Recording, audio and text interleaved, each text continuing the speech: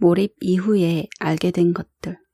일단 몰입 상태에 도달하면 조금만 집중력을 높여도 최대의 집중 상태를 경험하게 된다. 이 정도 수준이면 다른 잡념이 완전히 사라지고 오로지 그 문제만 생각할 수 있다. 그리고 문제를 생각하는 것만으로도 쾌감을 느낀다. 잠시 생각이 흐트러지다가도 금세 주어진 문제로 돌아온다. 생각의 흐름이 그 문제에 고정된 것이다. 저녁에는 문제를 생각하다 잠이 들고 새벽이면 그 생각과 함께 깬다. 그러다 다시 생각을 하면서 잠이 들고 아침이 오면 역시 그 생각과 함께 잠이 깬다.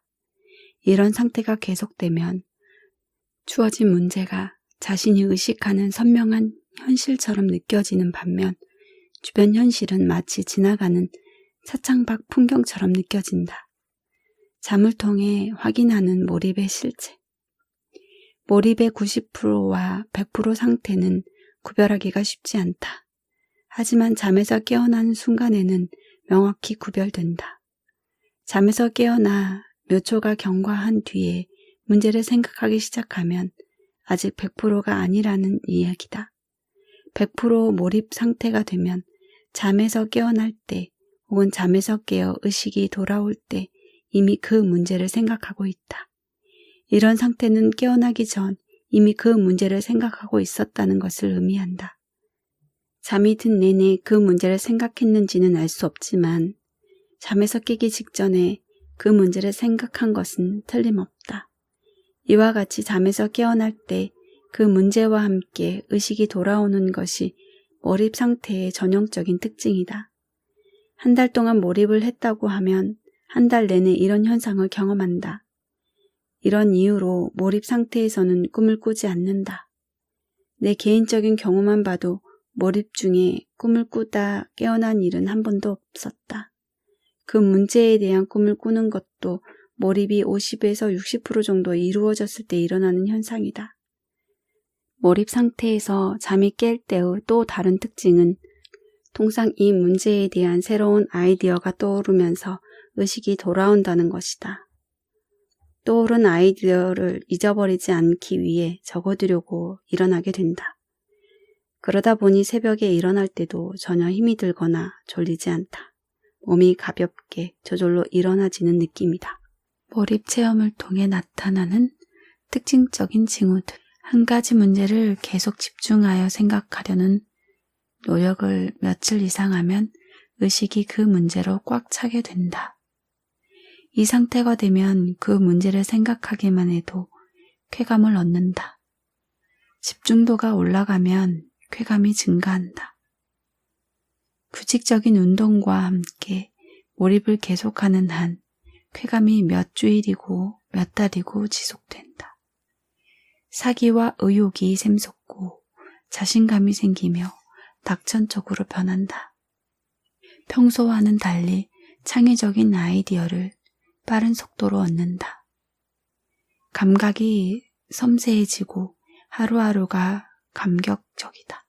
문제 해결에 진전이 없으면 잠시 지루함을 느끼지만 아주 조그마한 진전에도 큰 희열을 느끼고 감동한다. 자신이 하는 일에 신성하고 경건한 종교적 감정을 느낀다. 가치관이 바뀐다. 몰입과 쾌감의 상관관계. 몰입 상태에서 주어진 문제를 생각하고 있으면 무엇인가에 도취되어 있는 듯한 느낌을 받는다. 마치 어떤 분위기에 취해 있는 듯한 기분이다. 그러다가 누군가에 의하여 방해를 받으면 기분 좋은 분위기가 깨지는 것 같다. 주말에 가족과 시간을 보내면서 깊이 집중하지 못하다가 월요일 아침에 출근하려고 집을 나설 때면 기분이 좋아서 입을 다물 수가 없을 정도다. 이제 내 사무실에서 어느 누구 방해도 받지 않고 마음껏 집중할 수 있기 때문이다. 그 외에도 집중도가 올라가면서 쾌감이 증가한다는 것은 몇 가지 경험을 통하여 명백히 확인할 수 있다. 예를 들어 운전을 할 때 정지 신호를 받으면 신호가 바뀔 때까지 운전에 주의를 기울일 필요가 없으므로 문제에 대한 생각에 집중할 수 있다. 그러면 짧은 시간에도 쾌감이 증가하여 교통체증으로 차가 오래 정체할수록 오히려 기분이 더 좋아진다.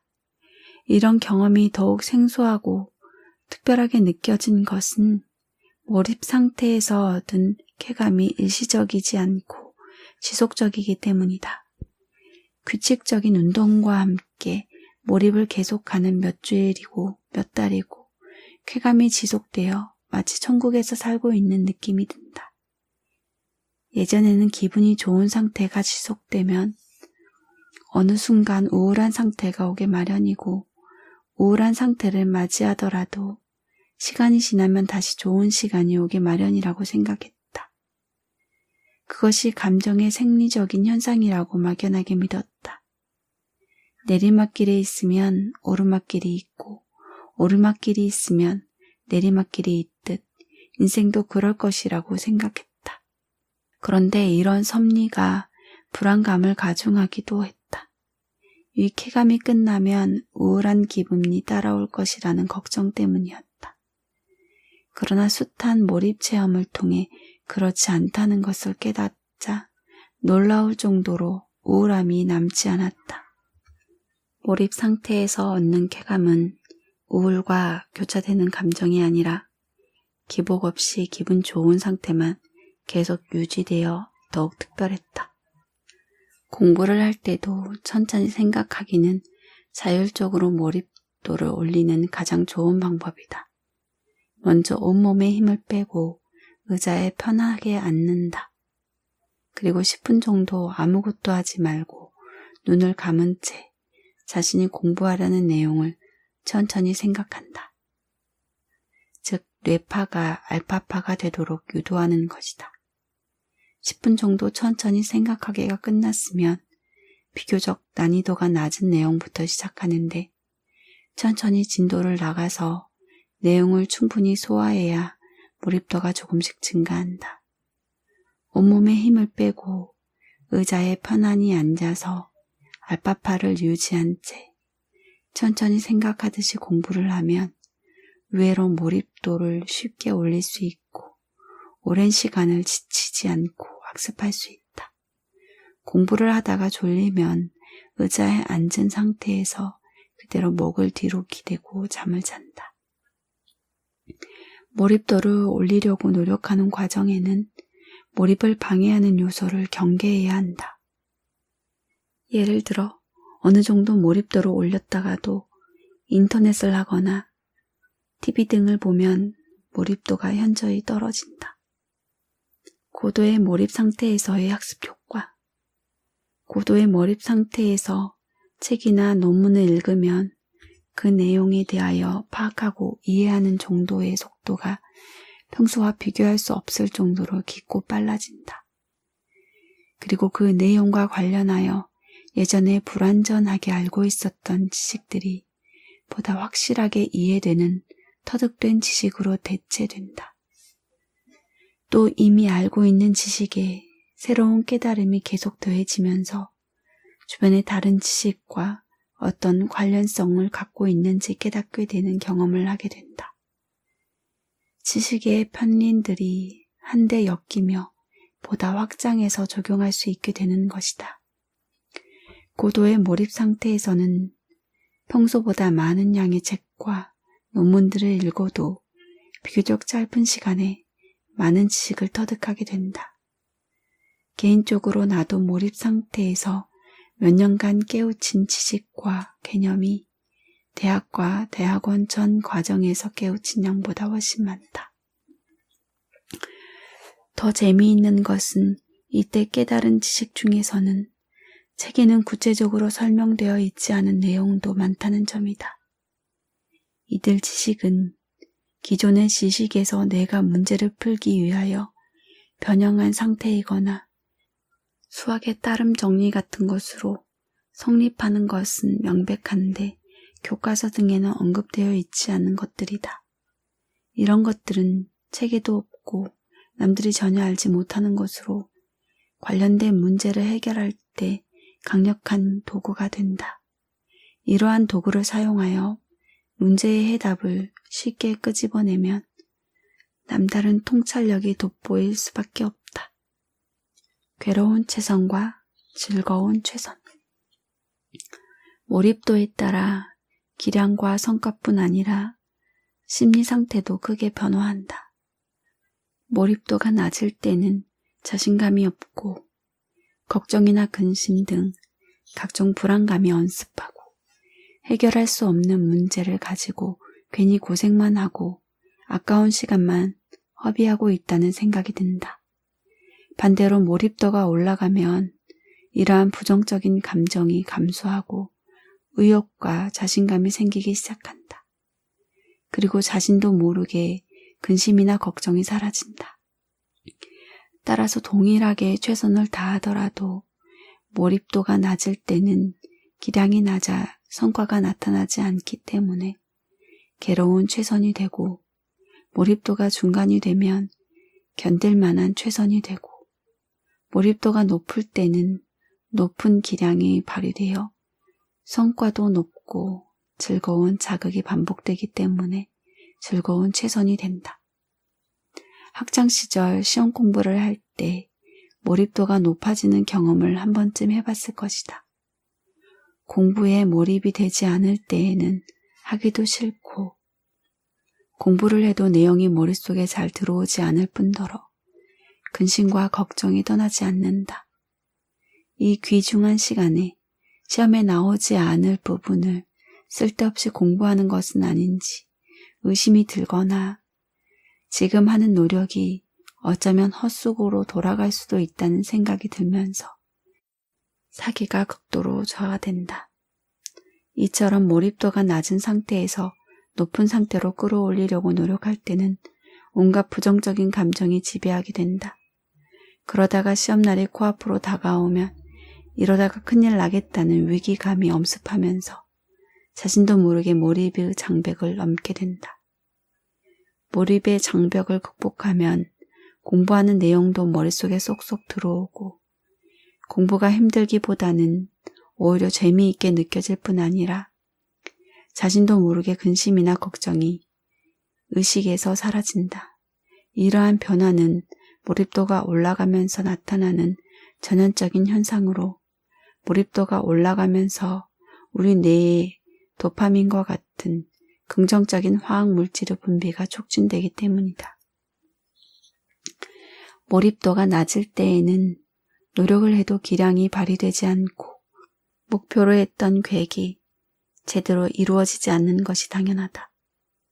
그러므로 자신을 탓하거나 괜한 짜증을 낼 필요도 없다. 자신이 정신을 차리지 않아서가 아니라 단지 몰입도가 낮아서 그런 것뿐이다. 오히려 몰입도가 낮은 상태에서 바둥거리면서 고생하는 자신을 위로하고 마음을 편히 갖기 위해 노력해야 한다. 이러한 노력을 지속적으로 하다 보면 몰입도는 반드시 올라가게 되어 있고 결국에는 편안한 마음으로 기량을 발휘할 수 있게 된다. 몰입을 위한 준비. 시험을 앞둔 아이들이 공부가 손에 잡히지 않아 힘든 시간을 보내는 것을 자주 볼 수 있다. 어서 공부를 해야 하는데 시작도 못하고 안절부절한다. 그러면서 괜히 냉장고를 열어보기도 하고 TV를 보거나 인터넷을 하는 등 자꾸 딴짓을 한다. 몰입도가 낮아 공부에 집중이 안 되기 때문에 이런 행동들을 하는 것이다. 이때 아이들은 자신의 몰입도를 올리기 힘들어서 무의식적으로 공부를 피하고 있다는 사실을 깨닫지 못한다. 몰입도를 올려야 공부도 잘 되고 공부하는 것도 덜 힘든데 그 사실을 모르는 것이다. 이런 경우 내가 우리 아이에게 썼던 방법을 소개한다. 학교 시험이 일주일 앞으로 다가왔는데 아이가 공부를 시작하지 못하고 안절부절 못하는 모습이 보였다. 내가 물었다. 공부가 잘 되지 않니? 아이가 대답했다. 공부하는 것이 지긋지긋해요. 나는 이렇게 이야기해 주었다. 공부가 재미없는 것이 아니고 지금 너 몰입도가 낮아서 그래. 몰입도만 올리면 공부 자체는 힘들지 않고 오히려 재미있게 할 수 있어. 누구나 몰입의 장벽을 넘을 때는 산에 올라가는 것처럼 힘이 들게 마련이야. 그러니 힘들어도 꾹 참고 1시간 정도 엉덩이를 책상 앞 의자에 떼지 말고 아주 쉬운 공부부터 시작해봐라. 그러자 아이는 책상 앞에 앉아서 공부를 하기 시작했다. 이것은 아이가 스스로 한 것이 아니라 내가 시킨 것이라서 어느 정도 강제적인 것이었다.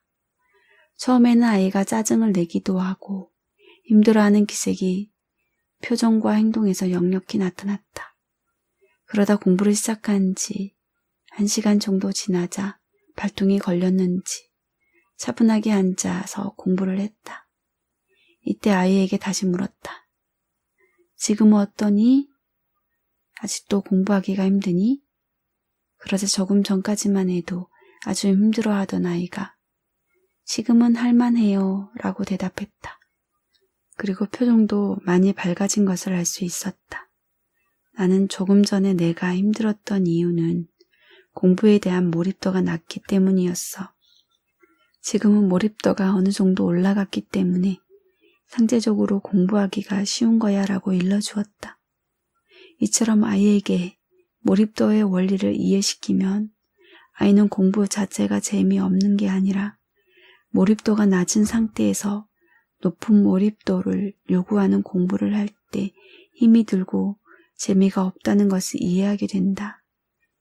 아이가 스스로 몰입도가 낮은 상태에서 몰입도를 올리는 과정을 반복적으로 의식하게 되면 몰입도의 원리를 더욱 명확히 이해하게 되고 스스로 몰입도를 통제하기도 한층 쉬워진다.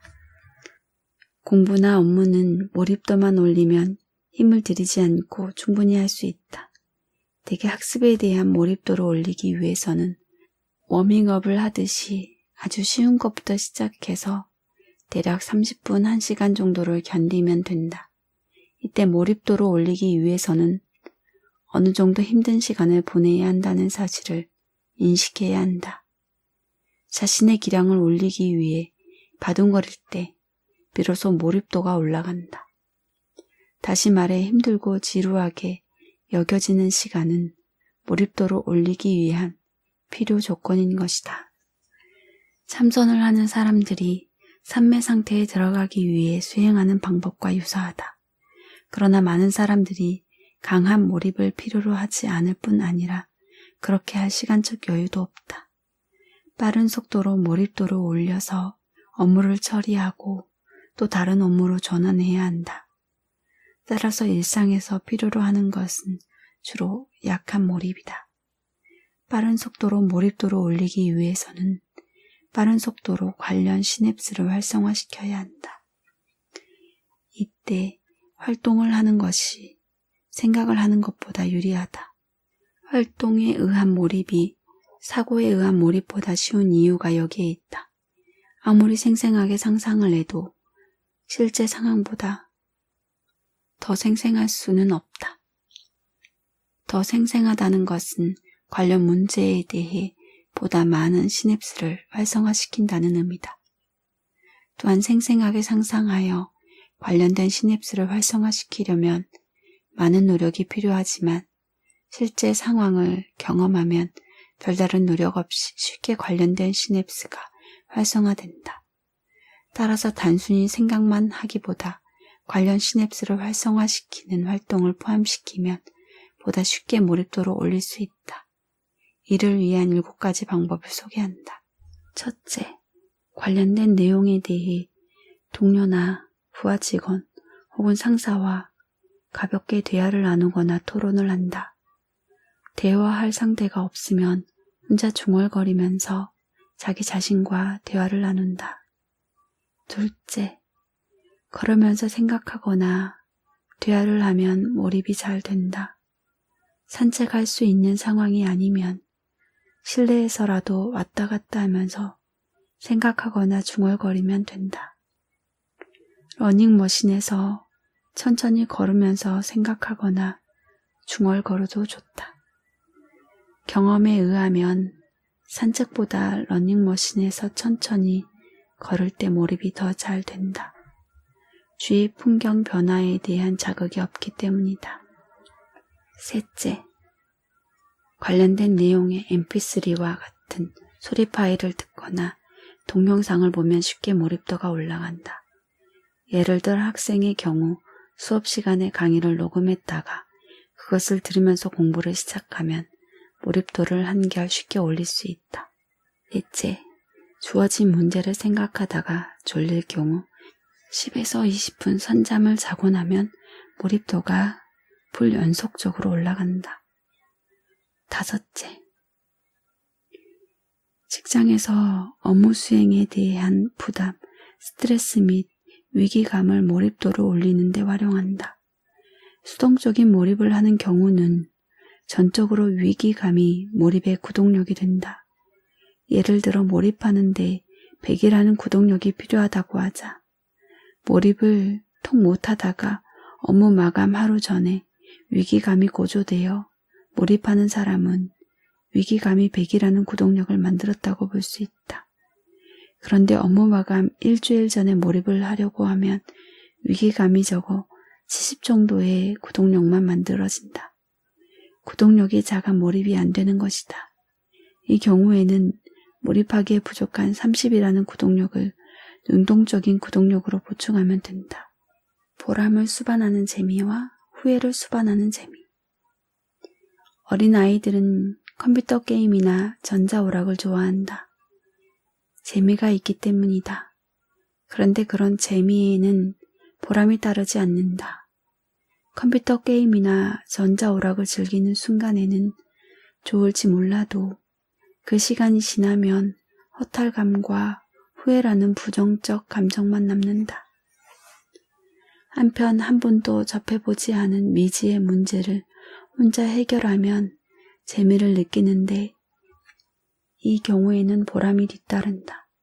지적 능력의 한계를 뛰어넘어 도저히 풀 수 없을 것 같았던 문제를 해결해낸 자신이 대견하게 느껴진다. 시간이 흐른 뒤에 다시 생각해도 마냥 즐거운 기억이 된다.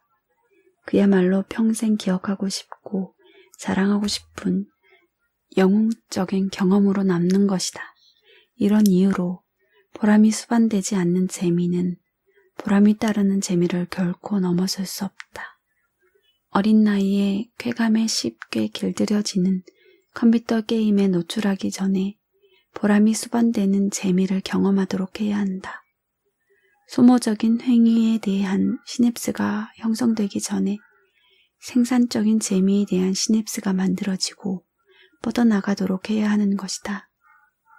보람이 수반되는 재미를 충분히 경험한 아이는 보람은커녕 후회만 남는 일에 쉽게 중독되지 않는다. 나는 아이에게 수능 시험에서 전국 수석을 목표로 하라고 제안했다. 내 말에 아이는 매일 밤을 새가며 공부만 하라는 뜻인 줄 알고 놀라는 기색이었다. 나는 공부는 무리하지 말고 평소처럼 하되 전국 수석의 목표만은 조금 더 흔들리지 말고 굳게 다짐하라고 일렀다. 그리고 하루에도 몇 번씩 이 목표를 생각하라고 했다. 전국 수석의 목표를 다짐한 이후에도 아이는 예전과 같이 TV를 보기도 하고 컴퓨터 게임을 하기도 했다. 이럴 때 아이에게 그렇게 해서 전국 수석을 할 수 있겠냐고 야단을 쳐서는 절대 안 된다. 그러면 아이는 아빠가 나에게 놀지 못하게 하고 공부만 시키려고 전국 수석을 목표로 하라고 했구나 라고 받아들이고 그 목표를 진정으로 가슴 깊이 생각하지 않게 된다. 그 결과 목표 지향 메커니즘도 작동하지 않게 된다. 야단을 치는 대신 나는 매일 출근길에 아이를 학교에 데려다 주며 10분 정도 이야기하는 시간을 가졌다. 출근길에 아이와 함께 이야기하는 것은 그 목표를 상기시키기 위해서였다. 요즘 컨디션은 어떠냐? 잠은 부족하지 않게 충분히 자라.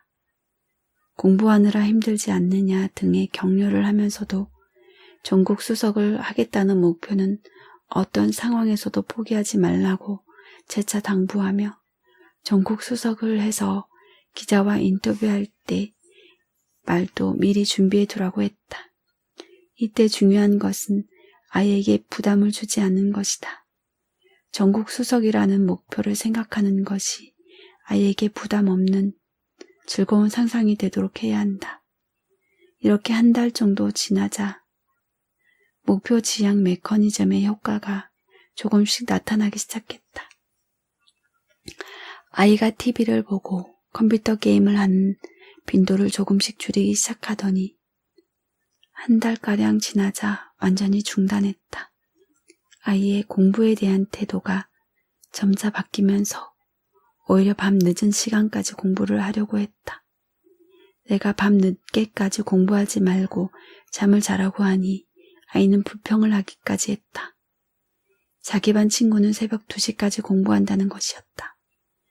나는 남들이 어떻게 공부하든 우리 집에서는 절대로 12시 이후에는 공부를 할 수 없다고 단호하게 말했다. 만약 공부하는 시간이 부족해서 아쉬우면 낮에 깨어있을 때 더 열심히 하라고 했다. 그렇게 한 것은 내가 무리한 최선의 부작용을 너무 잘 알고 있었기 때문이었다.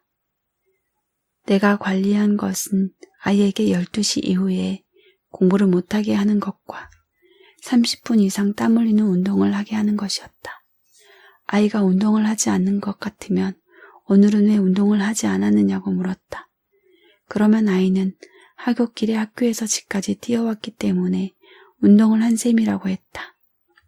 아이의 변화는 목적 지향 메커니즘의 작용으로 이해할 수 있다. 전국 수석이라는 목표를 가슴 깊이 새겨서 강화시키면 그 목표와 멀어지는 행동은 불쾌감을 주게 된다. 반대로 그 목표에 가까워지는 행동은 쾌감을 주게 된다. 이런 기제는 본인의 의식하지 못하는 상태에서 내적으로 일어난다. 전국 수석을 목표로 한 아이는 TV를 보다가도 별로 재미가 없는데 내가 왜 이렇게 귀중한 시간을 허비했지라는 생각을 하게 된다. TV를 보는 행동에 깊은 회의를 느끼는 것이다.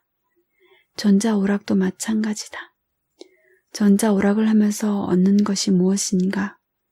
내가 이 귀중한 시간에 이것을 할 가치가 있는가? 라는 생각을 하면서 강력한 회의가 들게 된다. 그런 행동은 모두 자신의 목표에서 멀어지는 행동이기 때문이다. 반면 공부를 열심히 하는 행동은 자신의 목표에 가까워지는 행동이기 때문에 공부를 하면서 평소에 느끼지 못했던 뿌듯함을 느끼게 된다. 그러면서 공부를 열심히 하는 자신이 자랑스럽고 대견하게 느껴진다. 목표 달성을 향한 긍정적인 변화가 내면 깊은 곳에서 일어나는 것이다. 마음속에 새긴 목표의식이 강력할수록 그에 가까워지려는 행동은 더욱 힘을 받는다. 공부를 하는 것이 평생의 소원이고 가장 고귀한 행위처럼 느껴지는 것이다. 시간이 지나면서 아이가 스스로 혼신의 힘을 다해서 공부하는 것이 눈에 보였다. 부모의 성화에 못 이겨 수동적인 자세로 억지로 끌려가는 게 아니라 마음 깊은 곳에서 우러나와 진심으로 열심히 하는 모습이었다. 그리고 그것이 바로 내가 아이에게 원하는 것이었다. 명확한 목표를 세우고 1년 정도 스스로 최선을 다하는 경험은 인생에서 대단히 중요한 역할을 한다. 어쩌면 대학 입시의 당락보다 이러한 경험이 더 중요할지도 모른다. 대학 입시 결과가 어떻게 될지 장담할 수 없는 상황이었지만 당시 아이가 최선을 다하고 있는 것만은 분명했다. 나는 아이의 변화를 지켜보면서 아주 바람직하게 잘하고 있다고 칭찬하고 격려하기만 했다. 물론 최선을 다했음에도 불구하고 대학 입시는 불확실성이 많기 때문에 좋지 않은 결과가 나올 수 있다. 아이도 이에 대해 걱정했다. 이때부터 아이에게 가르쳐준 것은 결과에 집착하기보다 과정에 최선을 다해야 한다는 사실이었다. 그리고 최선을 다하는 것은 자신이 충분히 할 수 있는 일이지만 대학 입시 결과는 자신의 영향력 밖에 있다는 사실도 확실히 알게 했다. 그래서 아이에게 이런 조언을 해주었다. 입시와 같은 중요한 상황에서 내가 할 수 있는 것은 최선뿐이다. 아빠가 보니까 너는 분명히 최선을 다하고 있다. 내가 최선을 다하는 것과 상관없이 대학 입시 결과가 나쁘게 나올 수도 있다. 그러나 대학 입시 결과보다도 이렇게 최선을 다하는 과정이 더 중요한 것이다. 그러니 대학 입시 결과에 집착할 필요가 없다. 혹시 결과가 만족스럽지 않게 나오더라도 조금도 후회하거나 실망하지 말거라. 나는 아이에게 대학 입시라는 기회를 이용해 절대적인 최선과 절대적인 만족을 경험하게 하고 싶었다. 수능시험 결과 아이는 비록 전국 수석은 하지 못했지만 자기 학교에서는 수석을 했다. 그리고 자신이 원하는 대학에 무난히 합격했다. 조금 더 일찍 이런 방법을 사용했으면 분명 더 좋은 결과가 나왔을 것이다. 목표에 대한 다짐이나 결심이 단 한 번에 그치는 것은 그다지 효과가 없다. 목표 지향에 대한 시냅스를 강력하게 형성시키려면 자나깨나 그 목표를 생각하고 그에 대한 다짐과 결심을 끊임없이 반복해야 한다.